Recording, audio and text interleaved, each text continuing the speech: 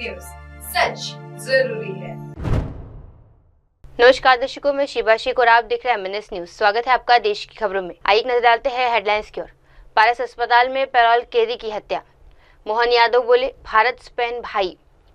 छत्तीसगढ़ विधानसभा में हंगामा, कांग्रेस के विधायक निलंबित। आइए देखते खबर विस्तार से। पारस अस्पताल में पैरोल पर आए कैदी की हत्या। पटना के पारस अस्पताल में एक पैरोल पर आए कैदी की गोली मारकर हत्या की खबर ने सबको हिलाकर रख दिया है। डीजीपी विनय कुमार ने इस गंभीर घटना पर कहा कि ये न केवल दुखद है बल्कि सुरक्षा व्यवस्था की बड़ी चूक भी है। अपराधी अस्पताल में घुसकर वारदात को अंजाम दे पाए, ये चिंता का विषय है। उन्होंने कहा कि मृतक अपराधी था जिसके खिलाफ हत्या के कई मामले दर्ज थे। उसके पहले मृत्यु दंड की सजा मिली थी, जिसके बाद वे आजीवन कारावास में बदला दिया गया।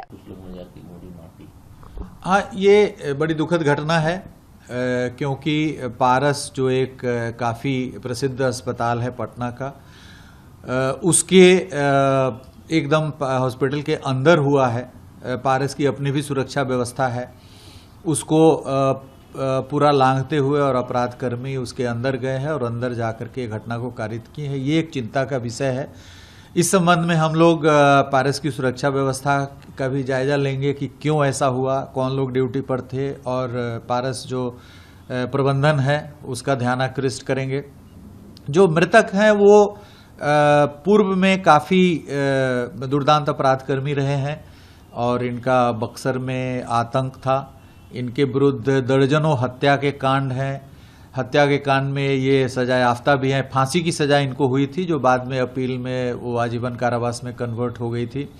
उसके अलावे भी इन पर कम से कम 3 दर्जन कांड अभी भी ट्रायल में है। तो ये खुद भी एक साथी अपराध कर्मी रहे हैं, बक्सर के आतंक रहे हैं। अभी ये पेरोल पे इलाज कराने के नाम पर ये आए थे। इसकी भी जांच की जाएगी कि वास्तव में इलाज इनका कुछ होना था या इलाज का बहाना बना करके अपने किसी गतिविधि को अंजाम देने के लिए आए थे। ऐसा बताया जा रहा है कि ये पाइल्स का ऑपरेशन कराने के नाम पे शायद बाहर आए हैं। तो देखना पड़ेगा कि इनका पाइल्स का ऑपरेशन हुआ नहीं हुआ, तो ये सब जांच का विषय है। ऐसा पता चल रहा है कि कुछ विवादित जमीन पर जो कुछ दूसरे लोग भी उसको लेने के लिए उद्यत थे और जो मृतक हैं ये भी कुछ जमीन के कारोबार में हाल के दिनों में अपराध जब संसीमित हो गए हैं, आजीवन कारावास कन्विक्ट हो गए हैं, उसके बाद इनके समर्थक स्वयं जमीन के धंधे में भी हैं। उसका भी पता लगाया जा रहा था कि कौन सा जमीन है। इनके बारे में पूर्व में भी अलर्ट किया गया था इनको, जो आसूचना के आधार पर कुछ समय पूर्व इनको अलर्ट भी किया गया था कि आप अलर्ट रहें, चूंकि इनका जो पहले इन्हीं के साथ के जो अपराध कर्मी थे, जो को एक्यूज थे, वो अभी इनके प्रतिद्वंदी हो गए हैं। तो इनको अपने ही जो पूर्व में सह अभियुक्त रहे, को एक्यूज रहे लोगों से इनको खतरा था, इनको अलर्ट भी किया गया था। अब इस केस के अनुसंधान को बड़ी तीव्रतापूर्वक की जा रही है। अब हमारा प्राथमिकता ये है कि जो इसमें शामिल हैं उनको जल्द से जल्द हम लोग गिरफ्तार करें। काफ़ी कारगर सूत्र हमें प्राप्त हुए हैं। उन सूत्रों का अनुसरण करते हुए हम सोच रहे हैं कि डिटेक्शन तो अवश्यंभावी है, जल्द से जल्द हो जाएगा। अपराध कर्मियों की गिरफ्तारी हम त्वरित गति से कर लेंगे। सर, एक प्रश्न है, अपराधी ने अपराधी को मारा, ठीक है, लेकिन जिस तरीके से लोग अस्पताल में घुसे और आराम से मार के निकल गए, ये दुस्साहस कहीं न कहीं पुलिस के लिए उससे मार के नहीं, इसमें यदि संलिप्तता होगी, चूंकि अस्पताल मैं भी पारस अस्पताल गया हूं, वहां पर हमें पुलिस के रूप में भी जाने के बाद बात करना पड़ता है वहां सिक्योरिटी इंचार्ज वगैरह से, तो वहां पर रिस्ट्रिक्शंस है, एक्सेस कंट्रोल है। अब ये जांच का विषय है कि अपराधकर्मी किस प्रकार से उनके सिक्योरिटी बैरियर को पार करते हुए और एकदम लास्ट जहां पर वो भर्ती थे वहां तक पहुंच गए हैं। ये सभी जांच का विषय है और अनुसंधान के क्रम में इस बिंदु को भी हम लोग जांच करेंगे कि अपराधकर्मी किस प्रकार से सिक्योरिटी बैरियर को पार करते हुए चलेंगे। चिन्हित कर लिए गए हैं। सीसीटीवी फुटेज से हमें कुछ कारगर जानकारी मिली है, उसका हम लोग अनुसरण कर रहे हैं। इधर कुछ दिनों में हत्याएं बढ़ी है, जैसे आज भी खगड़िया वगैरह में हुई। आप क्या बेसिक कारण क्या मान रहे हैं कि घटनाएं इधर बढ़ गई है लगातार? देखिए, घटना बढ़ नहीं गई है, बल्कि एक एक घटना जो है उस पर हम लोग मीडिया की भी नज़र है और हमारी भी कारगर नज़र है। जैसे आप घटना को यदि देखेंगे तो पिछले वर्ष जुलाई में 49 हत्याएं हुई थी पटना में, 49, सिर्फ पटना में 49 घटनाएं हुई थी। इस वर्ष अभी तक पटना में 14 घटनाएं 12 या 13 हुई हैं, तो ये 49 तो नहीं ही होगा, करीब 20 से 25 होगा। तो घटना की संख्या नहीं बढ़ी है, लेकिन एक एक घटना अपने में महत्वपूर्ण है। जैसे आज जो हत्या हुई है अपराधी की ही हत्या हुई है, एक दुर्दांत अपराधकर्मी की हत्या हुई है, लेकिन पूरी तरीके से पूरी पटना पुलिस की टीम लगी हुई है और पूरा खंगाल रही है कि जो अपराधकर्मी इसमें शामिल है उनको गिरफ्तार किया जाए, चाहे अपराधी की हत्या हो या कोई कॉमन आदमी की हत्या हो। हर प्रकार की घटना को उद्भेदन करके अपराधकर्मी को गिरफ्तार करके और उसको सजा दिलाने के लिए हम लोग कारगर कार्रवाई कर रहे हैं। और हत्या की घटनाओं में घटना हो रही है, हम इनकार नहीं कर रहे हैं, लेकिन समरूप कालखंड यदि हम पिछले साल का लें या यदि पूरे साल की तुलना हम पिछले वर्षों से करें तो इसके अनुपात में घटनाएं घट रही हैं। लेकिन संख्या के रूप में यदि घटनाएं कम हो रही हैं हत्या की, तो यह कोई सुखद विषय नहीं है, क्योंकि एक आदमी की भी यदि हत्या होती है तो ये महत्वपूर्ण है, वो एक चैलेंजिंग है, क्योंकि एक भी लाइफ यदि जाता है इस तरीके से आपराधिक घटना में तो उसके परिवार को काफ़ी बड़ी क्षति होती है। तो परिवार के लिए, समाज के लिए एक बहुत बड़ा लॉस है। इसलिए हम ये नहीं कह सकते हैं कि 3000 के बदले में 2500 हत्याएं हुई है तो ये बहुत ही सुखद एक विषय है। अपराध नियंत्रण हमारा काम है, लेकिन जब अपराध नियंत्रित हुआ है, घटनाएं घटी है, 4000 से 2500 पे आ गई हैं अभी हत्या की घटनाएं पिछले करीब 15-20 वर्षों में। लेकिन समाज की जो अपेक्षा है वो यह है कि अपराध मुक्त समाज हो, अपराध नियंत्रित नहीं हो बल्कि अपराध मुक्त समाज हो, मतलब कोई भी घटना नहीं घटे। तो इस दिशा में पुलिस भी काम कर रही है लगातार, और हमें लगता है कि लगातार उत्तरोत्तर आप यदि आंकड़े देखेंगे पिछले करीब 20 वर्षों का, 2005 से 4 से 5 से यदि आप आंकड़ा देखेंगे तो 4000 की संख्या से हत्या की घटनाएं घटते घटते 2500 पे आ गई हैं, लगभग 1500 की कमी हुई है। और आने वाले वर्षों में जबकि जनसंख्या बढ़ रही है, आर्थिक गतिविधियों में कई गुना वृद्धि हुई है, लैंड पर जो प्रेशर है वो काफ़ी बड़ा है जनसंख्या का, लैंड की कीमत आसमान छू रही है पूरे राज्य में। आप किसी भी शहर में चले जाइए तो जो जमीन की कीमत है वो पिछले 20 वर्षों में कई एरिया में 40 गुना 50 गुना बढ़ गई है। तो जमीन पर काफ़ी लोगों की नज़र है, काफ़ी कंपीटिंग ग्रुप्स उस लैंड पर अपना आधिपत्य जमाने के लिए, खरीदने के लिए प्रयास कर रहे हैं। तो इन सभी चीज़ों के बावजूद, आर्थिक गतिविधियों में इतना इजाफा होने के बावजूद, जनसंख्या में कम से कम 100% की वृद्धि होने के बावजूद भी हत्या के कांडों में 4000 से 1500 की एब्सोल्यूट संख्या में कमी आई है। ये अपराध नियंत्रण इसको कहा जा सकता है। लेकिन जैसा कि मैंने कहा कि समाज अपराध नियंत्रण नहीं बल्कि अपराध मुक्त समाज चाहती है, कोई भी हत्या नहीं हो। तो जीरो हमारा आदर्श तो यही है कि कोई हत्या नहीं हो, जीरो क्राइम हो, उसको हम लोग धीरे धीरे मुकम्मल करने का प्रयास कर रहे हैं। आइए बढ़ते अगली खबर की ओर। स्पेन में बोले सीएम मोहन यादव, भारत और स्पेन जुड़वा भाई जैसे। मध्य प्रदेश के मुख्यमंत्री मोहन यादव इन दिनों यूरोप दौरे पर है और स्पेन की राजधानी में उन्होंने एक महत्वपूर्ण निवेश सम्मेलन में भारत और स्पेन के सांस्कृतिक संबंधों को लेकर एक भावनात्मक भाषण दिया है। मुख्यमंत्री यादव ने कहा, भारत और स्पेन भले ही दो अलग अलग देश हो, दो अलग संस्कृतियों में विकसित हुए हो, लेकिन इन दोनों प्राचीन सभ्यताओं की आत्मा एक जैसी है। उन्होंने आगे कहा, स्पेन और भारत एक तरह से जुड़वा भाई है। अतिथिगण और आप सब, वैसे तो भारत और स्पेन दो अलग अलग देश है, दो अलग अलग संस्कृतियां हैं, लेकिन दो प्राचीन सभ्यताओं की आत्मा एक ही है। मैं आपको बधाई देना चाहता हूं, आपका अभिनंदन करता हूं। अतीत के काल में जब दुनिया के अंदर अलग अलग मानव सभ्यताओं का अस्तित्व शुरुआती दौर में था, ऐसे में जिन देशों ने अपनी खुद की सभ्यता, अपनी पहचान बनाई, वो सच्चे अर्थों में मानवता के मूल्यों के आधार पर अपनी खुद की दुनिया में एक साख बनाई। स्पेन और भारत एक तरह से जुड़वा भाई है, भाई भाई है। इस नाते से भी मैं आपका अभिनंदन करता हूं। अभी मैं जब स्पेन से लौट के एक बुल फाइटिंग वाले स्थान से निकला, तो बुल फाइटिंग वाला स्थान ये अतीत का हमारा वो गौरवशाली पृष्ठ भी है। कुछ चीजें आज के दौर में कुछ अच्छा हो सकता, कुछ बुरा हो सकता, दोनों तरह के लोग हैं। कुछ उसको नापसंद करेंगे, कुछ पसंद करेंगे, लेकिन ये सच अर्थ में मनुष्य और पशुओं की साथ में रहने की हमारी पुरानी परंपरा का एक गौरवशाली चिन्ह भी वो है, जिसके आधार पर हम अपनी प्रकृति से प्रेम को बताते हैं। और जब प्रकृति से प्रेम बताते हैं तो स्वाभाविक रूप से आज के इस दौर में जब बिजनेस की बात आ रही है तो हमारे लिए टूरिज्म वर्तमान के लिए इनोवेशन, डिजाइन, तकनीकी दक्षता, ऐसे कई मामलों में स्पेन की अपनी पहचान है।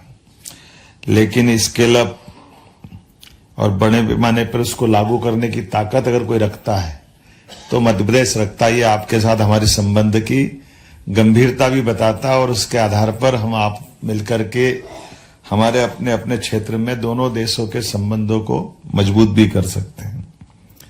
मध्य प्रदेश में खनिज, जल, वन, कृषि, पर्यटन इत्यादि से परिपूर्ण आपको शांत और सुरक्षित निवेश के लिए आकर्षक स्टेट के नाते से वो आपको आमंत्रित करता है।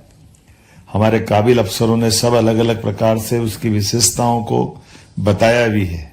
हर एक सेक्टर के हमारे स्टेट के सबसे बड़े ऑफिसरों को हम लेकर के आए हैं, जो अपने अपने टूरिज्म की बात टूरिज्म के तरीके से समझा रहे हैं, जो हिस्टोरिकल रूप से भी और फॉरेस्ट से लगा करके कई क्षेत्रों में और सबसे तेज गति से विकास करने वाला टूरिज्म का सेक्टर।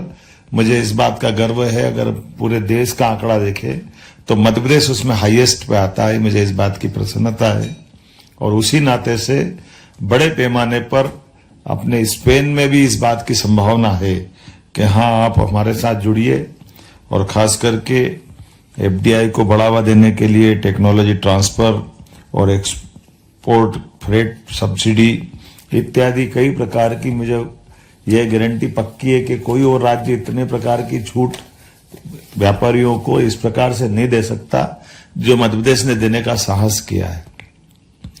यशस्वी प्रधानमंत्री के नेतृत्व में जिस प्रकार से हमारी भारत सरकार ने हमको छूट दी है और मध्य प्रदेश उनके दिल के ज्यादा करीब भी है, इस नाते से मैं माननीय मोदी जी की तरफ से भी और मध्य प्रदेश राज्य में जब बिजली, पानी, लैंड बैंक, मानव संपदा सभी प्रकार की एक विकास करने के साथ साथ व्यापार करने की जो आवश्यकता होती है वो सारी बातों को आपके साथ जोड़कर देखते हैं।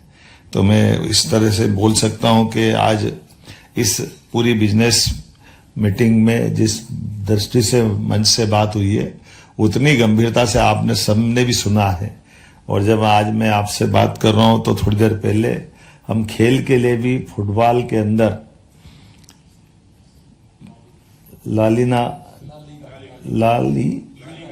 लालीगा और उसके माध्यम से भी स्पेन ने अपनी इकोनॉमी में कितनी बड़ी जंप की है। तो ये स्पोर्ट्स का भी क्षेत्र एक बड़ा है और फुटबॉल से जोड़ करके स्पेन ने अपनी जो पहचान बनाई है। मैं न केवल स्पोर्ट्स की बात कर रहा हूं, बाकी हेल्थ डिपार्टमेंट में भी हेल्थ के अलग अलग प्रकार के आयुर्वेदिक, एलोपैथिक, नेचुरोपैथी सभी क्षेत्र में बड़े पैमाने पर हमारा आपका संबंध सभी प्रकार से आगे बढ़ता है। एक तरफ हमारे यहाँ मध्य प्रदेश राज्य में बहुत तेज गति से मेडिकल कॉलेज की हमारी ग्रोथ बढ़ी है, तो मेडिकल टूरिज्म में भी बड़ी संभावना है जिसके आधार पर हम आगे जा सकते हैं।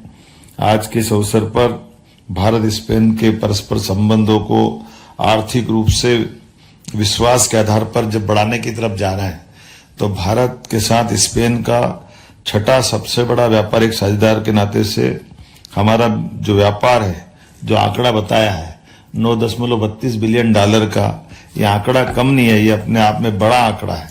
और राज्य के मुखिया होने के नाते से ये मैं आश्वस्त कर सकता हूं पूरी तौर पर कि आपके द्वारा बढ़ाया गया कदम न केवल भारत और स्पेन की मजबूती में एक बड़ा नींव का पत्थर बनेगा, बल्कि व्यापार व्यवसाय की दृष्टि से भी वाकई ये बहुत अद्भुत हमारा ये पूरा आज का आयोजन होने वाला है।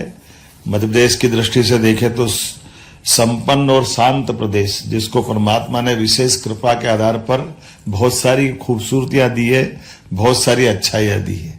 जब मैं आपकी तरफ देखता हूं तो हमारी माइनिंग सेक्टर में भी नई टेक्नोलॉजी के आधार पर बहुत सारी भू संपदा हमारे साथ है, जिसके आधार पर बड़ी बड़ी इंडस्ट्रियों की संभावना भी है और उसके आधार पर उत्पाद के माध्यम से आपका हमारा व्यापार व्यवसाय भी अच्छा हो सकता है। मैं आज ज्यादा न बोलते हुए केवल संपूर्ण भारत की तरफ से आपके प्रोडक्ट और सर्विसेज को पहुंचाने के लिए लॉजिस्टिक दृष्टि से भी अगर आप किसी और राज्य में भी व्यापार व्यवसाय भारत में कर रहे होंगे तब भी आपको मध्य प्रदेश की आवश्यकता पड़ेगी। इस तरफ आपका ध्यान आकर्षित करना चाहता हूं। हमारे यहाँ आने जाने के मार्ग में तीनों तरह से हवाई मार्ग, जल मार्ग और सड़क मार्ग, तीनों तरह से मध्य प्रदेश की भौगोलिक स्थिति हमारे देश के साथ बाकी व्यापार को भी बढ़ावा देने की दृष्टि में बहुत महत्व का रोल अदा करती है। आज जब मैं आपसे एक बार फिर अपनी बात को समापन की तरफ ले जाना चाहता हूं तो एनर्जी के सेक्टर में भी विस्तार से बातें हमारे काबिल अफसरों ने बता दी है और एनर्जी के सेक्टर में मध्य प्रदेश देश के अंदर हमारी सभी सेक्टर में बहुत तेज गति से बढ़ने वाली एक ताकत बना है, जिसके माध्यम से लंबे समय तक निवेशक और खास करके सोलर एनर्जी, विंड एनर्जी और नई टेक्नोलॉजी के माध्यम से भी इसमें बहुत अच्छी संभावना है और कई सारे हमारे अपने वहां के प्लेयर्स भी आपके साथ जुड़ करके मध्य प्रदेश के साथ व्यापार करने के लिए तत्पर रहेंगे। एक बार फिर मैं अपनी सरकार की इन सारी व्यवस्थाओं के आधार पर आपको पुनः आमंत्रण देते हुए अंत में फूड प्रोसेसिंग की बात जरूर करना चाहूंगा। फूड प्रोसेसिंग में भी खास करके मुझे मालूम है कि ऑरेंज का और ऑरेंज के हमारे अपने बाकी देश के हिस्सों में या दुनिया में जाते हैं, पर स्पेन का इसकी अपनी विशेषज्ञता है, लेकिन मध्य प्रदेश में भी और जिस क्षेत्र से मैं आता हूं वहां पर भी बड़ी संभावना है। आप उम्मीद करेंगे फूड इंडस्ट्री में खाद्य प्रसंस्करण की सभी प्राथमिक प्रोसेसिंग से लगा करके वैल्यू एडिशन तक के एग्री बेस्ड इंडस्ट्री में जो आप संभावित रूप से लगाने जाएंगे और उसी के साथ साथ टेक्सटाइल और गारमेंट्स में भी बड़े पैमाने पर हमने काफी काम किया है। इन सब का लाभ हमको मिलेगा। फार्मास्यूटिकल्स, एपीआई, मेडिकल डिवाइसेस, सभी क्षेत्रों में हमारे पास वर्ल्ड क्लास की सुविधा देने की सक्षमता है। आइए हम सब आगे बढ़े और निश्चित रूप से आज के इस कार्यक्रम को सार्थक करते हुए ठोस धरातल पे खड़े हो। मेरी अपनी ओर से शुभकामना, बधाई, वंदे मातरम, जय हिंद। आइए अब बढ़ते अगली खबर की ओर। कांग्रेस विधायक को निलंबित करने का फैसला, रायपुर से एक बड़ी महत्वपूर्ण अपडेट सामने आया है। छत्तीसगढ़ विधानसभा अध्यक्ष रमन सिंह ने कांग्रेस के कुछ विधायकों को निलंबित कर दिया गया है। ये कार्यवाही तब हुई जब विधायकों ने विधानसभा में नारेबाजी कर प्रश्नकाल को बाधित कर दिया। रमन सिंह ने कहा कि आज का दिन राज्य की प्रतिष्ठा को ठेस पहुंचाने वाला था, क्योंकि 25 साल की पारंपरिक अनुशासन व्यवस्था को तोड़ा गया। आज का दिन छत्तीसगढ़ विधानसभा के लिए और यहाँ की प्रतिष्ठा को ठेस पहुंचाने वाला रहा है। एक तरफ हम रजत जयंती वर्ष मना रहे हैं, 25वें साल पे प्रवेश किए हैं और छत्तीसगढ़ की विधानसभा की उच्च परंपरा है और उच्च परंपरा के साथ साथ यहाँ का जो अनुशासन है, जो हमने अपने लिए अनुशासन के लिए खुद के लिए बंधनकारी विषय रखे हैं कि यदि सदस्य वेल में आते हैं तो दिन भर के लिए अपने आप निष्कासित हो जाते हैं और निष्कासन के बाद स्वयं सदन को छोड़कर बाहर चले जाते हैं। मगर इस परंपरा को तोड़ते हुए जो 25 साल की परंपरा है, इन्होंने बार बार मेरे कहने के बाद भी विधानसभा के अंदर नारेबाजी करते रहे और सबसे महत्वपूर्ण जो हमारा प्रश्नकाल होता है, प्रश्नकाल को लगातार बाधित होता रहा। जो प्रश्नकाल कभी बारिश नहीं होता और ये निश्चित रूप से छत्तीसगढ़ की परंपरा का बहुत बड़ा उल्लंघन भी है।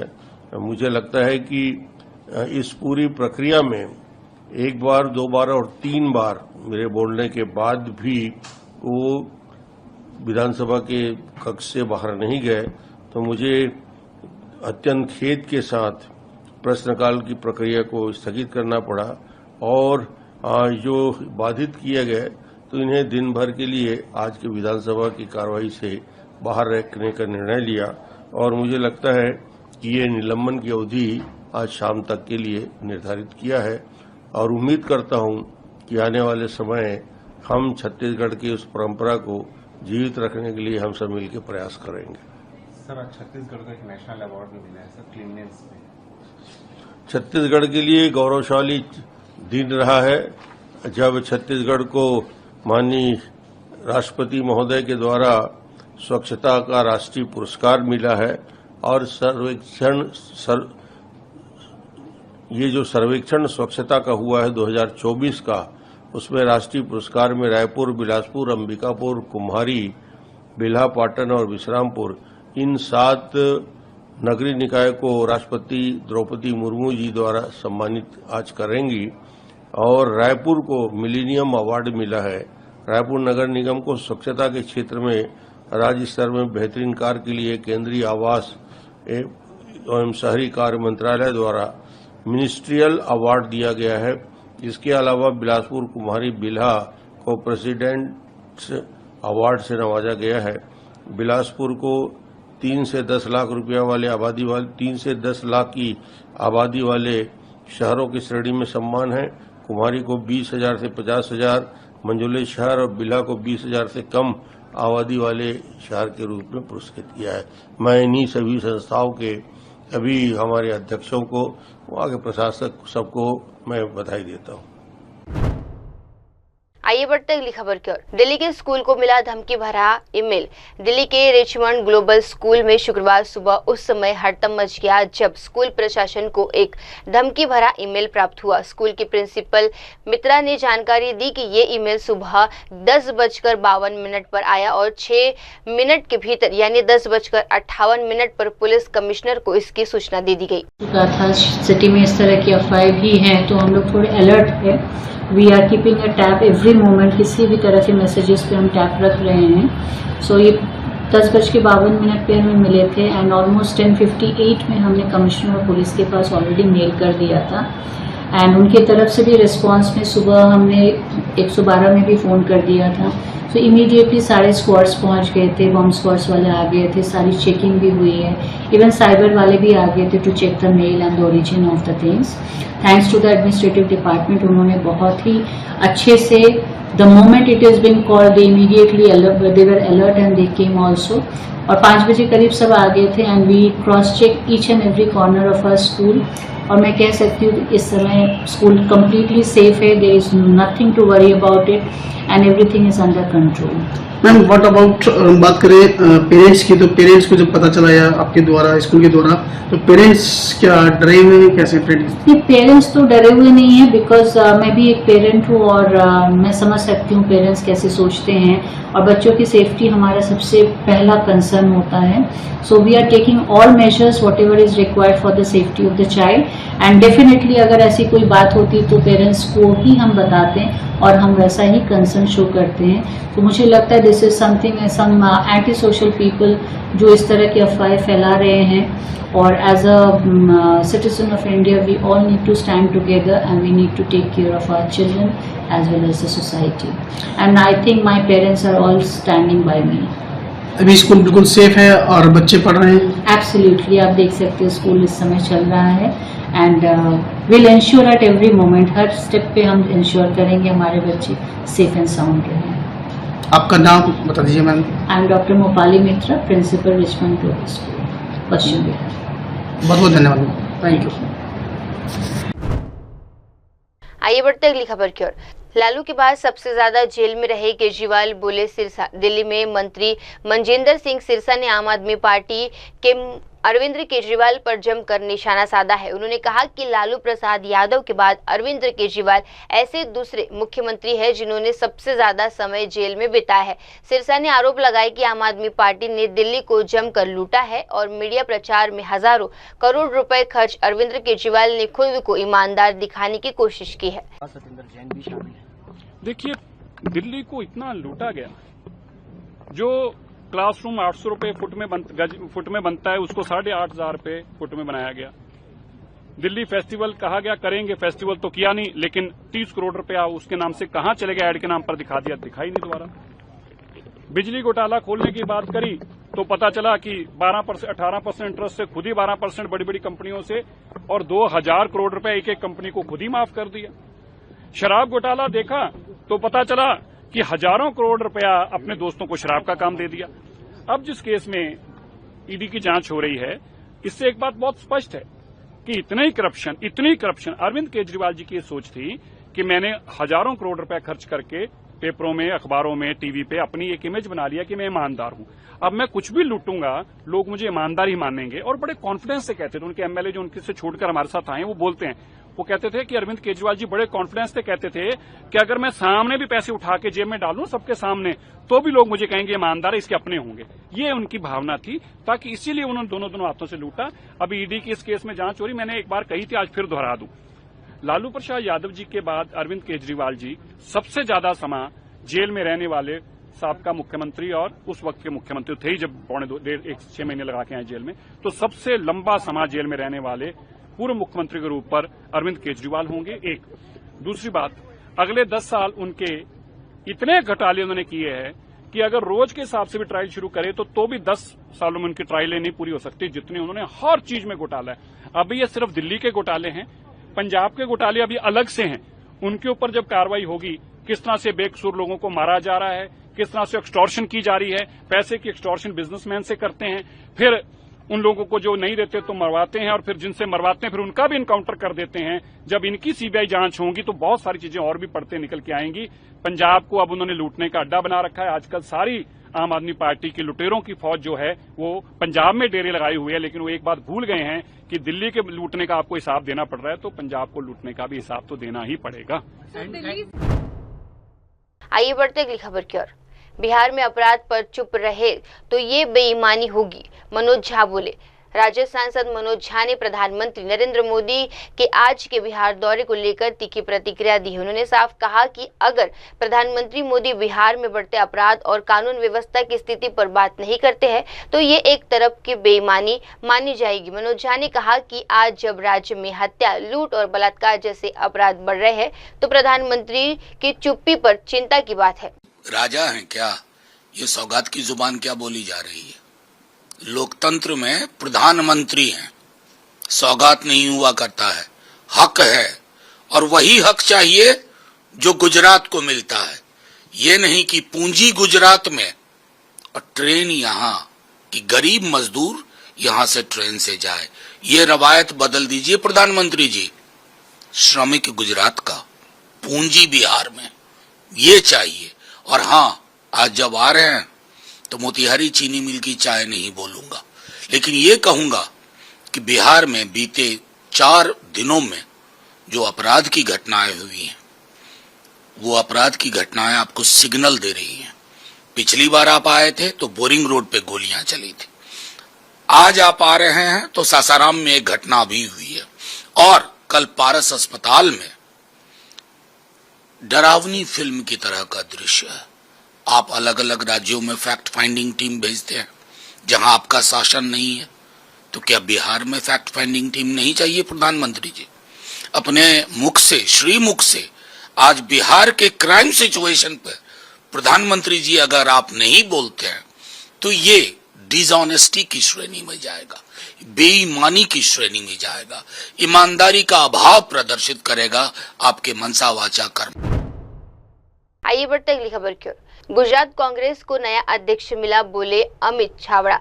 दिल्ली से सबसे बड़ी राजनीतिक खबर सामने आई है। गुजरात कांग्रेस नवनियुक्त अध्यक्ष अमित छाबड़ा ने अपनी नियुक्ति के बाद पहला बयान जारी किया है। उन्होंने कहा, मैं सोनिया गांधी, मल्लिकार्जुन खड़गे, राहुल गांधी केसी वेणुगोपाल और गुजरात कांग्रेस के सभी वरिष्ठ नेताओं का आभार व्यक्त करता हूं जिन्होंने मुझ पर विश्वास जताया है।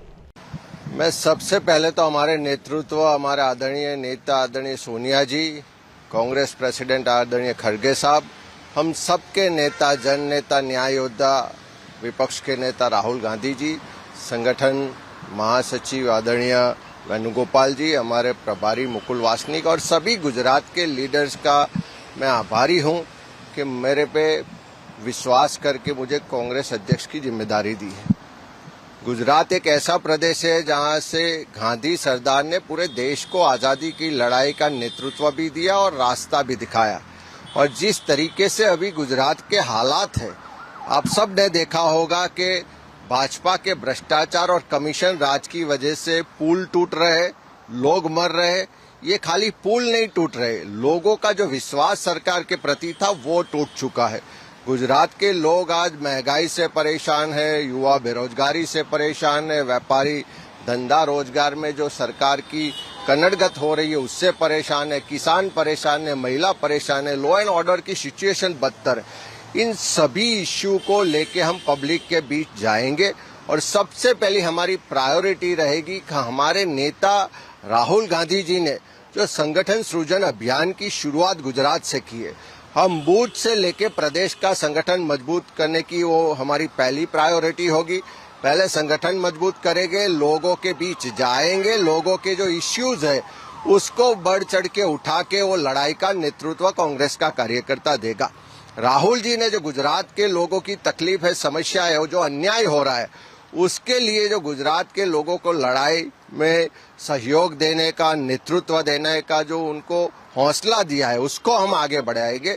राहुल जी का जो गुजरात और गुजरातियों के लिए विजन है उसको हम आगे ले जाएंगे और पूरे गुजरात के सभी 7 प्रदेश और पूरे धर्म जाति सभी लोगों को साथ रख के गुजरात का विकास हो, गुजरातियों का विकास हो और गुजरात के लोगों को जो भाजपा के शासन से आज अन्याय अत्याचार सहन करना पड़ रहा है, जो सत्ता और संपत्ति का केंद्रीकरण हो रहा है, उसके खिलाफ की एक दूसरी आजादी की लड़ाई राहुल जी के मार्गदर्शन में गुजरात कांग्रेस का कार्यकर्ता लड़ेगा। आइए बढ़ते अगली खबर की ओर। उदित राज का ललन सिंह पर पलटवार।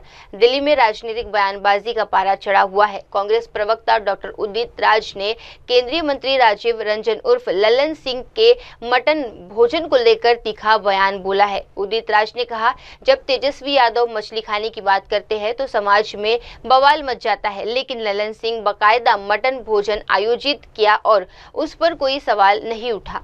और दूसरी बात है, जब तेजस्वी यादव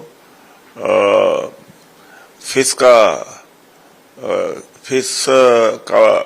खाने की बात करते हैं तो या उनके प्लेट में दिखाई पड़ती है तो बड़ा बवाल खड़ा हो जाता है, क्योंकि वो ओबीसी के हैं। और ललन सिंह जी ने तो मटन पार्टी का दावत दे दिया लोगों को। तो ये जो वातावरण है भारत के समाज का, बड़ा दुर्भाग्यवश है। इसी के वजह से देश गुलाम हुआ, क्योंकि जाति आधार पर चीजें तय होती हैं और यही हमारे देश का जो पिछड़ेपन का सबसे बड़ा कारण भी है। यही नहीं, मेरे पास तो बड़ी शिकायत उस समय भी आ रही थी, अभी भी आ रही है कि जो जय भीम नाम से कोचिंग चलाया जा रहा था, जो मुझे बताया जा रहा था कि उसमें भी लूट हुई है। 15 करोड़ खर्च करना था, 142-43 करोड़ खर्च हुआ। और जो प्रतियोगी थे उनका कई जगहों से उनके नाम पर पैसा उठाया गया। ऐसे कोचिंग को पैसा दिया जो कोचिंग कराते ही नहीं थे। अब टेलीफोन का भी मामला आ गया, तो इन्होंने तो लूट डाला। ये जो ईमानदारी के नाम से आकर के इतनी लूट इन लोगों ने मचाई और शीश महल बना दिया। इनके अयासी, इनके लूट का कोई सीमा है। अभी जांच हो और होगी ही आगे, तो बहुत कुछ निकलेगा। अब दिल्ली लूट चुके हैं तो जाके पंजाब में कैंप कर रखा है, अब पंजाब को पूरी तरह से लूटने में लगे हुए। आइए बढ़ते अगली खबर की ओर। विधान भवन में दो गुटों में झड़प, रोहित पवार का बयान। विधान भवन परिसर में हाल ही में हुई झड़प पर एनसीपी के युवा नेता रोहित पवार ने स्थिति को लेकर सफाई दी है। रोहित पवार ने कहा, जैसे कि सभी जानते हैं, ये घटना संतोष देशमुख की हत्या के कथित 2 दिन बाद हुई थी। उनके परिजन और भाई कुछ चिंताओं के साथ विधान भवन आए थे और उनका समाधान जरूरी था। उन्होंने कहा कि कुछ असमझ और तनाव की स्थिति थी और जब उस मुद्दे को शांतिपूर्ण सुलझाने की कोशिश की गई तभी दो गुटों के बीच टकराव हो गया। अरे भाई, कल अगर आप देखो, जो अवार्ड साहब थे वो यहाँ पे जब आए, वह 2 दिन पहले संतोष जी देशमुख जिनका मर्डर हुआ था, आप सबको मालूम है, उनके भाई यहाँ पे कुछ विषय लेके या कुछ अड़चन थी उनकी जो सॉल्व करनी थी, वो जो भी इन्वेस्टिगेशन में, इसी सिलसिले में यहाँ पे आए थे। तब अवार्ड साहब उनके साथ बहुत इंपॉर्टेंट बात कर रहे थे। तो ये नया आका वहाँ पे आया और ऑलमोस्ट इनको गाड़ी के नीचे वहाँ पे दबाने की कोशिश हुई, तो ये बच गए। फिर दरवाज़ा खोला, इन दोनों को लगा, फिर भी अवार्ड साहब ने इसको अवॉइड किया या ये बंदा ही गलत है या लो लेवल पे जाके बात करता है। अभी संतोष देशमुख प्रकरण जो है वो विषय हमको महत्व है, तो वहाँ से वो निकल गए। अभी वहाँ पे एक कार्यकर्ता, 2 कार्यकर्ता में बाचाबाची हुई, ऐसे हम सबको पता चलता है। कल अगर आप देखो, अवार्ड साहब को मैसेज आए थे बहनों, उनके बहनों पे, माँ पे, वाइफ पे, बेटी पे बहुत लो लेवल पे जाके बताया गया, बोला गया, और उसमें मैसेज में यही आया था कि आपको देखा जाएगा, हम मार देंगे आपको। तो ये जो चीज़ है, गुंडाशाही है, वो जब अवार्ड साहब यहाँ पे आए तब ये जो नया आका इन मेकिंग है, उसने 4 लोगों को इलीगली अंदर लेके आया था। वो गुंडा है, मोका है या कोई, बहुत सारे उनके ऊपर चार्जेस है, और उनको अवार्ड साहब नहीं मिले तो नितिन देशमुख जब मिला तो वहाँ पे अधिवेशन में उसका मारा पीटी वहाँ पे हुई। क्या संदेश हम दे रहे? मैं अवार्ड साहब तो बच गए, लेकिन वो कार्यकर्ता वहाँ पे रह गया। तो ये गुंडाशाही और ये जो दड़पशाही है या जूनशाही है, ये महाराष्ट्र में नहीं चलेगी। बहुत अलग और गलत मैसेज लोगों को गया है। आका मतलब उस एंगल से मैं नहीं बोलूंगा, लेकिन आका का जो नेता है देवेंद्र फडणवीस साहब है, क्योंकि उन्होंने कभी भी ऐसे जो लोग हैं लो लेवल पे जाके जब बात करते हैं तब उनके कान कभी पकड़े नहीं गए थे, उनको सपोर्ट ही वहाँ पे किया। तो यही होता है कि एक आध नेता अगर दूसरे छोटे नेता को गलत काम करते हुए वहाँ पे कुछ भी एक्शन नहीं लेता तो वो बंदा नया आका बनता है, और ये गोपीचंद पडळकर अभी नया आका आज का बना है, ऐसे हम सबको कहना पड़ेगा। अरे जहाँ पे लॉ बनाया जाता है वहाँ पे अगर लॉ तोड़ा जाएगा, वहाँ पे आमदारों को के ऊपर वहाँ पे धमकी दी जाएगी तो लोग क्या कहेंगे? आमदार सेफ नहीं है, जो लॉ बना रहे वही सेफ नहीं है, तो हमारी बेटियां कैसे सेफ रहेगी, हमारे घर के लोग कैसे सेफ रहेंगे? ऐसा प्रश्न अभी लोगों को। आइए बढ़ते अगली खबर की ओर। पटना में 110 करोड़ रुपए की परियोजनाओं का शिलान्यास। मुख्यमंत्री भूपेंद्र पटेल ने 110 करोड़ रुपए की लागत वाली विभिन्न विकास परियोजना का शिलान्यास किया। इस मौके पर आयोजित समारोह में उन्होंने उपस्थित जनसमूह को संबोधित करते हुए कहा कि सरकार का उद्देश्य केवल बुनियादी ढांचे को बेहतर बनाना नहीं, बल्कि लोगों के जीवन स्तर को ऊपर उठाना भी है। सीएम पटेल ने कहा, हमारा फोकस गांव से लेकर शहर तक हर क्षेत्र में समग्र विकास पर है, चाहे वे सड़क हो, जल व्यवस्था हो, शिक्षा या स्वास्थ्य सेवाएं हो। सिंचाई, शहरी विकास અને માર્ગ મકાન વિભાગના કુલ રૂપિયા 110 કરોડના વિકાસ પ્રકલ્પોના ખાતમુહૂર્ત અને લોકાર્પણ પ્રસંગે આપણી સૌની સાથે મંચ ઉપર ઉપસ્થિત મારા સાથી મંત્રી શ્રી બલવંતસિંહ રાજપૂત, જિલ્લા પંચાયતના પ્રમુખ શ્રીમતી હેતલબેન ઠાકોર, મારા સાથી ધારાસભ્ય શ્રી લવિંગજી ઠાકોર, જિલ્લા ભાજપના પ્રમુખ શ્રી રમેશભાઈ સિંધાવ, પ્રદેશ ભાજપના ઉપાધ્યક્ષ શ્રી નંદાજી ઠાકોર, કલેક્ટર શ્રી તુષારભાઈ ભટ્ટ, જિલ્લા વિકાસ અધિકારી શ્રી ચંદ્રકાંતભાઈ પટેલ, આમંત્રિત સર્વ મહાનુભાવો, પ્રેસ મીડિયાના મિત્રો, સૌને મારા નમસ્કાર। બધા બહુ શાંત બેસી ગયા છો। થોડા આટલા બધા વખત પછી સાંભળવાનું આવ્યું છે કે સાંભળવાનું ને મને બી તમને મળવાનો મોકો મળ્યો છે। લવિંગજી ભાઈ કાયમ કહે કે અમારા ત્યાં આવો, તમે ગમે તે કરીને કાર્યક્રમ બનાવો, એટલે આજે વિકાસના કાર્યો તો છે જ, પણ એની અંદર મેઇન ભાવ તમને બધાને મળવાનો છે। ને હમણાં અહીંયાથી અમારા મંત્રીશ્રી કહેતા છે કે લવિંગજીભાઈ કેવા છે, એટલે સાચું છે ને, તમારું સર્ટિફિકેટ તમારે આપવું પડે.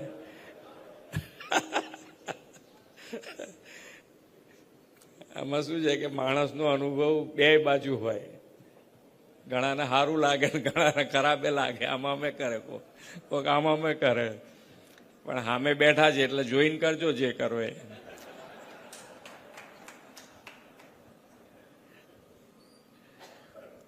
પણ વિસ્તારના કામ માટે હંમેશા એમણે જાગૃતિ બતાવી છે.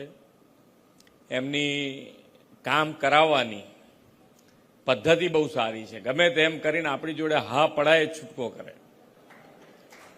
એટલે વિસ્તાર માટે ખૂબ સારા કામ. અને જો તમે તમારી પાસે કોઈ પણ વિગત હોય તો એમને તમારે કામ કરાવવા માટે અમે બી તૈયાર છીએ કામ કરવા માટે. કે આજે માન્ય વડાપ્રધાન શ્રીએ હર હંમેશ નાનો માણસ, છેવાડાનો માણસ અને નાનામાં નાનું ગામ હોય તો એ ગામમાં આત્મા ભલે ગામડાનો હોય પણ સુવિધા શહેર જેવી કેવી રીતે થાય એના માટેનો हर हमेश प्रयत्न કર્યો છે. आइए बढ़ते अगली खबर की ओर। दिल्ली में एक पेड़ मां के नाम अभियान का आगाज। दिल्ली में आज पर्यावरण संरक्षण और मातृ सम्मान को समर्पित एक विशेष पहल के तहत वन महोत्सव का शुभारंभ हुआ। इस आयोजन की थीम थी एक पेड़ मां के नाम, जिसका उद्देश्य है हर व्यक्ति को अपनी मां के सम्मान में एक पौधा लगाने के प्रतीक करना है। दिल्ली की मुख्यमंत्री रेखा गुप्ता, मंत्री मनजिंदर सिंह सिरसा, दिल्ली हाईकोर्ट के मुख्य न्यायाधीश देवेंद्र उपाध्यक्ष और एनजीटी के अध्यक्ष न्यायमूर्ति प्रकाश श्रीवास्तव ने इस कार्यक्रम में शिरकत की।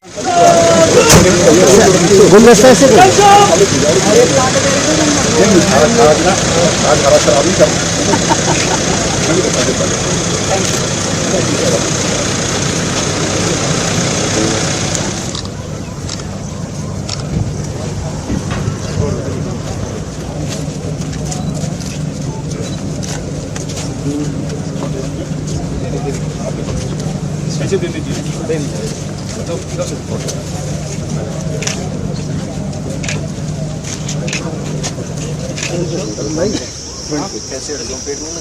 अरे लगवा दे रहे उधर से भी तो लग जाएगा, फिर हम अंदर आएंगे तो फिर दिक्कत हो जाएगा। सर उधर सर सामने सर सामने प्लीज सर आप सर सर आप हट जाइए, आप हट जाइए।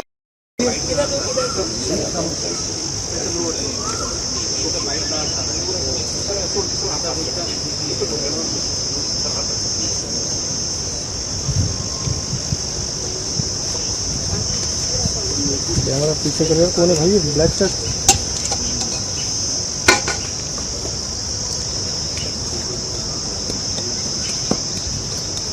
इनको हटाना यार, ये कौन है? उसमें हमने 100 से ज़्यादा दिल्ली की नर्सरीज, एसएसए प्लांट्स, ऑक्सीजन वाले प्लांट्स, डेकोरेटिव, इनको हर स्तर पर किसी ना किसी के साथ जोड़ा है। मैं आपको बताना चाहता हूँ, अब तक हमने पहले हमने एक छोटा सा इसका एक्सपेरिमेंट किया। हमने क्या किया कि दिल्ली में हमारे जितने एमएलए हैं, जितने एमपी हैं, आइए बढ़ते अगली खबर की ओर। फडणवीस ने आईआईसीटी एनएफडीसी परिसर का उद्घाटन किया। केंद्रीय मंत्री अश्विन वैष्णव और महाराष्ट्र के मुख्यमंत्री देवेंद्र फडणवीस की उपस्थिति में आईआईसीटी एनएफडीसी परिसर का भव्य उद्घाटन संपन्न हुआ। इस अवसर पर WAVES परिणाम रिपोर्ट का भी लोकार्पण किया गया, जो नवनिर्मित शोध, नवाचार और औद्योगिक प्रगति से जुड़ी महत्वपूर्ण जानकारी उपलब्ध करती है।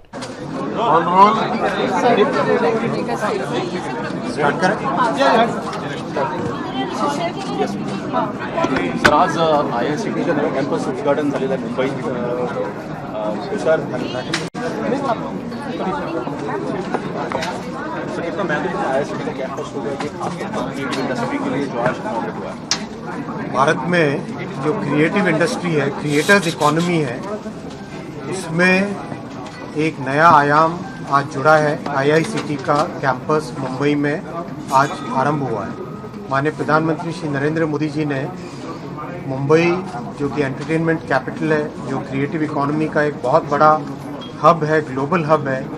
यहाँ पर आईआईसीटी के लिए 400 करोड़ रुपीस की लागत से नया कैंपस, नया एक इंस्टीट्यूशन बनाने का जो निर्णय लिया, आज उसका फर्स्ट चैप्टर ओपन हुआ एनएफडीसी की इस बिल्डिंग में। आईआईसीटी के लिए फिल्म सिटी में महाराष्ट्र सरकार ने, मैं माननीय मुख्यमंत्री जी को धन्यवाद देना चाहूँगा, बहुत अच्छी एक ज़मीन दी है। वहाँ पर परमानेंट कैंपस के डिज़ाइन, उसका आर्किटेक्चर सब बन रहा है। और आज जो चालू हुआ ये एनएफडीसी कैंपस, इसमें इंडस्ट्री के साथ जुड़कर इंडस्ट्री ओरिएंटेड कोर्सेज और फर्स्ट ईयर में ही करीब 300 स्टूडेंट्स और ट्रेनर्स को यहाँ पर कुछ 3 मंथ्स के कोर्सेज, 6 मंथ्स के कोर्सेज, 1 ईयर के कोर्सेज, 2 ईयर के कोर्सेज, इस तरह के बहुत ही इंडस्ट्री ओरिएंटेड कोर्सेज से स्टार्ट करेंगे, क्योंकि बहुत खुशी की बात है कि पहला कैंपस आज चालू हुआ। और जैसे हमारा आईआईटी, आईआईएम का सिस्टम है, वैसा ही आईआईसीटी का एक नया सिस्टम डेवलप होगा। आज अत्यंत आनंदाची गोष्ट आहे की वेओसच्या वेळी माननीय प्रधानमंत्री मोदीजींच्या नेतृत्वामध्ये माननीय I&B मिनिस्टर श्री अश्विनी वैष्णवजींनी जी घोषणा केली होती की मुंबईमध्ये इंडियन इन्स्टिट्यूट ऑफ टेक्नॉलॉजी सारखं Indian institute of creative technology IICT हे सुरू करण्यात येईल आणि या IICT करता महाराष्ट्र सरकारने फिल्म सिटीमध्ये गोरेगावमध्ये एक जागा दिलेली आहे। त्याकरता भारत सरकारने 400 कोटी रुपये बिल्डिंग बांधण्याकरता दिलेले आहेत। अतिशय आयकॉनिक अशा प्रकारची बिल्डिंग ही त्या ठिकाणी तयार होते आहे। पण 2 वर्ष वाट न पाहता लगेच IICT सुरू करण्याकरता या ठिकाणी एक कॅम्पस सुरू करण्यात आलेला आहे आणि आजपासून त्याचे ॲडमिशन्स देखील ओपन झालेले आहेत। रेकॉर्ड वेळेमध्ये IICT सारखी आयकॉनिक इन्स्टिट्यूट जी केवळ भारत सरकारची किंवा महाराष्ट्र सरकारची इन्स्टिट्यूट नाही, तर ही क्रिएटर्स इकॉनॉमीची इन्स्टिट्यूट आहे, त्या इंडस्ट्रीची इन्स्टिट्यूट आहे। कारण देशातल्या या क्षेत्रातल्या ज्या सगळ्या नामांकित कंपन्या आहेत त्या सगळ्यांचं कोलॅबोरेशन होऊन IICT तयार होते। त्यामुळे ही पहिली इन्स्टिट्यूट आहे की जी इंडस्ट्री पार्टनरशिपमध्ये आणि सगळ्या आयकॉनिक इंडस्ट्रीजला एकत्रित आणणारी आहे। आणि मंत्री मोदयांनी सांगितलं की युनिव्हर्सिटी ऑफ यॉर्क जी आहे त्याच्याही सोबत एक टायअप करण्यात आलेला आहे। त्यामुळे मला असं वाटतं की मुंबई जे देशाचं एंटरटेनमेंट कॅपिटल आहे ते अधोरेखित करण्याकरता भारत सरकारने नेक्स्ट जनरेशन एंटरटेनमेंट जे आहे याच्याकरता जो सगळा ह्युमन रिसोर्स तयार होणार आहे तो तयार करण्याचं महत्त्वाचं केंद्र म्हणून मुंबईला निवडलं आणि त्याची आज सुरुवात झालेली आहे। आणि म्हणून मी भारत सरकारचे आणि माननीय प्रधानमंत्री मोदीजींचे, माननीय मंत्री महोदय अश्विनी वैष्णवजींचे महाराष्ट्र सरकारच्या वतीनं, महाराष्ट्राच्या जनतेच्या वतीनं आणि मुंबईच्या एंटरटेनमेंट इंडस्ट्रीच्या वतीनं खूप खूप आभार मानतो। या ठिकाणी क्रिएटर्स येतील, काही प्राधान्यक्रम असणार आहे का मुंबई किंवा असं काही? असं आहे की याच्यामध्ये जी काही ॲडमिशनची सिस्टीम कुठल्याही नॅशनल इन्स्टिट्यूटमध्ये असते तशा प्रकारचीच या ठिकाणी सिस्टीम असणार आहे। कारण जसं IIT आहे तसं हे IICT आहे, लक्षात ठेवा। ही काही छोटी मोठी इन्स्टिट्यूट नाही आहे, नॅशनल इम्पॉर्टन्सची, नॅशनल एमिनन्सची इन्स्टिट्यूट आहे। त्यामुळे या ठिकाणी पारदर्शी पद्धतीनं सगळे प्रवेश होतील। announcement of IICT, multiple states are now demanding that IICT be developed in their states. Which are the states that MIB is looking at to build IICT campuses? अभी फोकस है पहले कैंपस को अच्छे से क्यूरेट करना, properly develop करना, industry के साथ पार्टनरशिप्स करना, कोर्सेज को प्रॉपर्ली डेवलप करना, अभी उस पर फोकस है। आंतरराष्ट्रीय चित्रपटासाठी गोव्याचं एक परमनंट वेन्यू आहे। तुम्ही म्हणताय की वेव्हसाठी देखील मुंबई हा परमनंट वेन्यू व्हावा, त्यासाठी सरकार देखील राज्य आणि केंद्र कार्य करणं, कशा प्रकारचा फायदा महाराष्ट्राला किंवा मुंबईला होणार आहे? असं आहे की आपण वेव्हचं आयोजन केलं. भारत सरकारने ती संधी आपल्याला मुंबईला आणि महाराष्ट्राला दिली आणि आपण बघितलं की जगात या इव्हेंटची चर्चा झाली आणि जगभरामध्ये लोकांना या इव्हेंटमध्ये आपण गेलं पाहिजे असं वाटलं. 1 लाखापेक्षा जास्त या ठिकाणी क्रिएटर्स इकॉनॉमीचे लोक आले आणि जगातल्या 90 देशातनं लोक या ठिकाणी आले. त्यामुळे हा इव्हेंट भारताचा ग्लोबल इव्हेंट म्हणून आणि त्याचं केंद्र मुंबई म्हणून या ठिकाणी विकसित व्हावं अशी आमची इच्छा आहे. त्या संदर्भात भारत सरकारची आमची चर्चाही झाली आहे. प्राथमिक त्यांनी आम्हाला त्या संदर्भात सकारात्मकता दाखवली आहे. त्यामुळे एक वेव्हचं परमनंट सचिवालय, कायम सचिवालय या ठिकाणी तयार करून आणि त्यातनं ॲन्युअल किंवा बाय ॲन्युअल जे काही केंद्र सरकार ठरवेल त्या प्रकारचा वैश्विक इव्हेंट हा क्रिएटर्स इकॉनॉमीचा या ठिकाणी करावा असा आमचा प्रयत्न आहे. थँक्यू.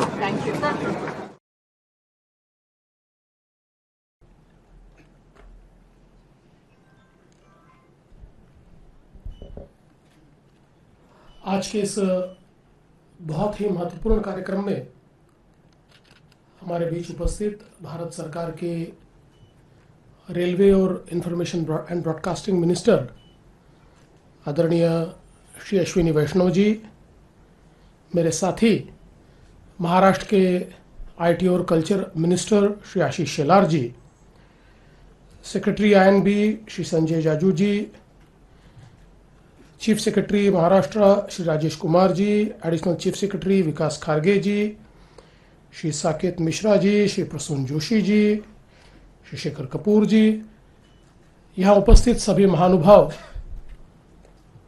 उपस्थित बहनों और भाइयों, मैं सबसे पहले भारत सरकार का आभार व्यक्त करना चाहता हूं कि भारत सरकार ने वेव्स को ऑर्गेनाइज करने के लिए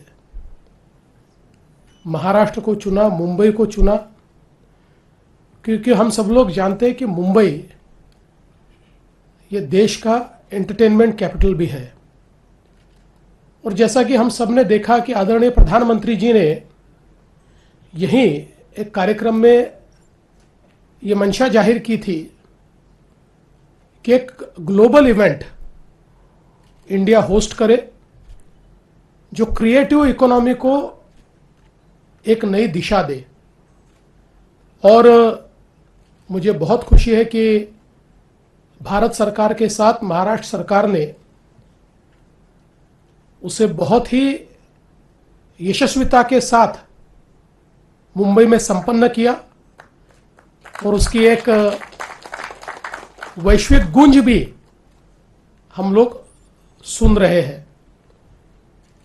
और आदरणीय मोदी जी के इस विचार को यथार्थ में लाने के लिए जिस प्रकार से आदरणीय मंत्री जी अश्विनी वैष्णव जी इन्होंने एक पहल की और इस पूरे कार्यक्रम के साथ वो चट्टान की तरह खड़े हुए और उसी के कारण मैं ऐसा मानता हूं कि एक बहुत यशस्वी ऐसा इवेंट हम लोग कर पाए. उस समय हमने ये कहा था कि this is not just a event, it's a movement. But मैं उसके आगे कहता हूं कि now it has become a movement. ये एक आंदोलन हो गया है और उसी मूवमेंट का एक पार्ट, एक लीगेसी के रूप में जो भारत सरकार ने पूरे देश के लिए और विश्व के लिए तैयार किया, ऐसा एक बहुत ही आइकॉनिक इंस्टीट्यूट IICT, उसकी घोषणा उस समय की गई थी और रिकॉर्ड टाइम में IICT के कैंपस का उद्घाटन आज मंत्री जी के साथ हम लोगों ने किया. और निश्चित ही अगले 2 वर्षों में IICT एक बहुत ही आइकॉनिक कैंपस में, फिल्म सिटी में, जो अश्विनी जी के तत्वावधान में और निगरानी में तैयार हो रहा है, अश्विनी जी की निगरानी में जो तैयार होता है वो अच्छा ही होता है। हमने सारी ट्रेन्स की ट्रांसफॉर्मेशन की जर्नी ये देखी है वंदे भारत की, तो इसलिए मुझे विश्वास है कि ये केवल इंस्टीट्यूशन नहीं होगा, ये दी इंस्टीट्यूशन होगा। और यहाँ लोग केवल ट्रेनिंग के लिए नहीं आएंगे, केवल सीखने के लिए नहीं आएंगे, तो लोग इसको देखने के लिए भी आएंगे। इस प्रकार की ये इंस्टीट्यूट आज तैयार हो रही है। मैं ऐसा मानता हूं कि क्रिएटिव इकोनॉमी की अगली पीढ़ियों में सब लोग अपना एसोसिएशन ये IICT के साथ बताएंगे। इस प्रकार की इंस्टीट्यूशन तैयार हो रही है और आज उसका आगाज हुआ है। इसके लिए मैं बहुत बहुत आभार व्यक्त करता हूं भारत सरकार का। हमने वेव्स में क्या पाया इसका एक रिपोर्ट भी देखा और मैं ऐसा मानता हूं कि वेव्स ने क्रिएटर्स इकोनॉमी में एक नया चर्निंग शुरू किया है, एक नई दिशा उसको दी है। और जैसा कि बताया गया कि IICT तो उसका एक उसके फल के रूप में हम लोग देख रहे हैं, लेकिन उसके साथ साथ सेक्रेटरी साहब ने बताया वेव्स बाजार के बारे में। वैसे ही उस समय हम लोगों ने वेव्स इंडेक्स घोषित किया था और इस वेव्स इंडेक्स में 42 कंपनीज का ये इंडेक्स था, जो उस समय there wealth together was somewhere around 93,000 crores in very short time. आज अगर आप वो वेव्स इंडेक्स देखेंगे तो आपके ध्यान में आएगा कि it has crossed 1 lakh crore. तो ये इकोनॉमी किस प्रकार से तेजी के साथ बढ़ रही है और किस प्रकार से वेव्स ने एक अलग आंदोलन की शुरुआत की है, ये हम सब लोग इस माध्यम से जान रहे हैं। मैं इस बात के लिए भी आभार व्यक्त करना चाहूंगा कि एक बहुत सुंदर म्यूजियम, चूंकि क्रिएटोस्फीयर में जो भारत पैवेलियन था उसको लोगों ने बहुत चाहा, बहुत सराहा और एक हमारी क्रिएटिविटी की हिस्ट्री जो श्रुति से शुरू हुई और बढ़ते बढ़ते आज के फॉर्म में वो आई है, उसको हम सबके सामने प्रदर्शित करने वाला ये भारत पैवेलियन था। और प्रधानमंत्री जी ने बहुत अच्छा सजेशन दिया कि ये पैवेलियन केवल वेव्स तक सीमित मत रखिए, तो इसको एक परमानेंट फीचर के रूप में इसको खड़ा करें। तो यही इसी कैंपस में जो गुलशन बिल्डिंग है उसमें उसको रीलोकेट किया गया है। और मैं ऐसा मानता हूं कि अब मुंबई के टूरिज्म प्लान में एक और डेस्टिनेशन आज से जुड़ रहा है और वो ये बहुत ही सुंदर इस प्रकार का जो भारत पैवेलियन को एक म्यूजियम के रूप में यहाँ पर प्रदर्शित किया गया है। वैसे मैं मानता हूं कभी कभी घोषणा हो ना हो हम लोगों ने मान लेना चाहिए, और इसलिए मैं मानता हूं कि वेव्स का ग्लोबल कैपिटल ये मुंबई ही होगा और हर साल या 2 साल बाद जो भी भारत सरकार तय करेगा उस अंतराल में जो वेव्स का आयोजन होगा वो मुंबई में हम करेंगे। उसके लिए हम लोग बहुत ईगर है। हमने ये तय किया है कि वेव्स और ये क्रिएटर्स इकोनॉमी को एक प्रकार से आगे बढ़ाने के लिए महाराष्ट्र की सरकार 150 करोड़ रुपीस अलग से रखेगी और हमारे बड़े भाई यानी भारत सरकार वो तो इसमें कंट्रीब्यूट करेगी ही। वो जो करेंगे वो हम उनसे बाद में बात करेंगे, लेकिन एक बहुत ही आइकॉनिक ग्लोबल इवेंट जो भारत का वैश्विक इवेंट होगा, इसको इस मुंबई में हमारे देश के एंटरटेनमेंट कैपिटल में हम लोग निश्चित रूप से ऑर्गेनाइज करेंगे। और मैं अश्विनी जी को ये आश्वस्त करना चाहता हूं कि इस समय तो हमारे पास समय कम था, तो आपकी टीम और हमारी टीम मिलकर बिल्कुल जद्दोजहद के साथ रोज लड़ाई करते हुए सारे ऑड्स को दूर करते हुए उसको संपन्न कर पाई। लेकिन अगला जो इवेंट होगा, मैं आपको आश्वस्त करता हूं कि इस इवेंट से भी 10 गुना बड़ा भव्य हम इवेंट उसको बनाएंगे। और हमारे प्रधानमंत्री जी का जो सपना है कि world economic forum eight Davos ये जैसे एक आइकॉनिक इवेंट बनाए, ग्लोबल इवेंट बनाए, वन ऑफ इट्स इवेंट बनाए, जहां पर हर व्यक्ति को जाने की इच्छा होती है और बिजनेस को वहां पर उसको अपने साथ आइडेंटिफाई करने की इच्छा होती है। उसी प्रकार से क्रिएटर्स इकोनॉमी के हुज हु जो है वो इसके साथ जुड़ने के लिए लालयित होंगे, वो इसके साथ जुड़ने के लिए हमेशा तैयार होंगे। इस प्रकार का ये सारा इवेंट हम लोग करेंगे, ऐसा मैं विश्वास व्यक्त करता हूं। और आपने महाराष्ट्र को, मुंबई को ये जो तोहफा दिया है, इसलिए मैं आपका, आदरणीय प्रधानमंत्री नरेंद्र मोदी जी का बहुत बहुत आभार व्यक्त करता हूं। और अपने शब्द समाप्त करने से पहले मैं एक और बार मंत्री जी से एक्सरसाइज करवाना चाहता हूं, क्योंकि उनका जन्मदिन है। घर में एक महाप्रयाण होने के कारण वो जन्मदिन सेलिब्रेट नहीं कर रहे, लेकिन मंत्री जी जन्मदिन के यहाँ आए और हम उनको सम्मानित न करें तो ये मुंबई की शान के खिलाफ होगा। इसलिए आशीष जी आप भी ऊपर आए और हम बस छोटा सा एक सम्मान आदरणीय मंत्री जी का करना चाहेंगे और उनको जन्मदिन की शुभकामनाएं देना चाहेंगे। हाँ, या ये भी प्रसार भारती की लैंड का तो अभी करेंगे, वो भी फॉर्मल अनाउंस करेंगे। Thank you.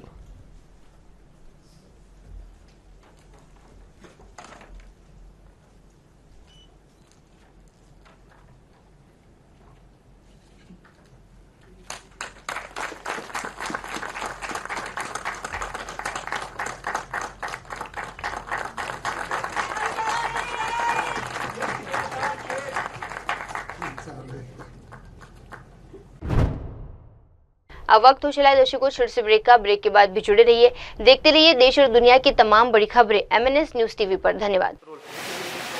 हाय हेलो नमस्कार, मैं हूं पंकज विष्णु और आप देख रहे हैं MNS न्यूज। आप देख रहे हैं MNS न्यूज, सच